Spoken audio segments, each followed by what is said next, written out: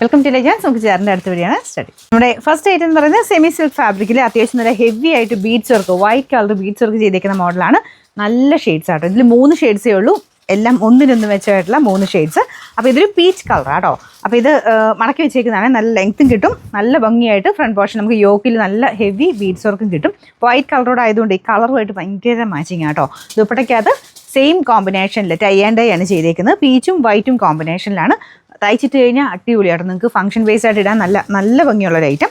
Wash ചെയ്യാനും കുഴപ്പമൊന്നുമില്ല. റേറ്റും റീസണബിൾ ആട്ടോ. നമ്പർ AH 697, റേറ്റ് 1190 ഉള്ളൂ. 1190.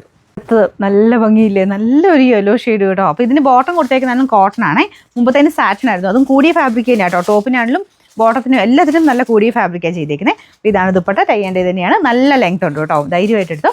പിന്നെ വാഷ് ചെയ്യാനും കുഴപ്പമില്ല. ഈ ബീഡ്സ് മാത്രം ഒന്ന് ശ്രദ്ധിച്ചാൽ മതി. അതായത് വാഷിംഗ് മെഷീനിട്ട് അലക്കരുത്, ജസ്റ്റ് ഷാമ്പു വാഷ് ഒന്നും കുഴപ്പമൊന്നുമില്ല.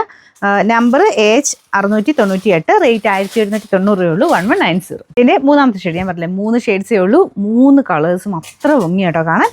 നല്ല രസമായിട്ട് നല്ല പിങ്കിൻ്റെ ഷെയ്ഡ്, പിങ്കും വൈറ്റും കൂടെ നല്ല അടിപൊളി കോമ്പിനേഷനാണ്. അപ്പോൾ ഇതാണ് ദുപ്പട്ട വരുന്നത്. മെറ്റീരിയലും നല്ല കേട്ടോ, മെറ്റീരിയൽ വർക്ക് എല്ലാം കൊണ്ടും നല്ല ഐറ്റമാണ്. ബോട്ടം ഇതിന് സാറ്റിൻ സിൽക്ക് ആട്ടോ, അതിൻ്റെ കൂടിയ ഫാബ്രിക്. നമ്പർ വരുന്നത് AH 699, റേറ്റ് 1190.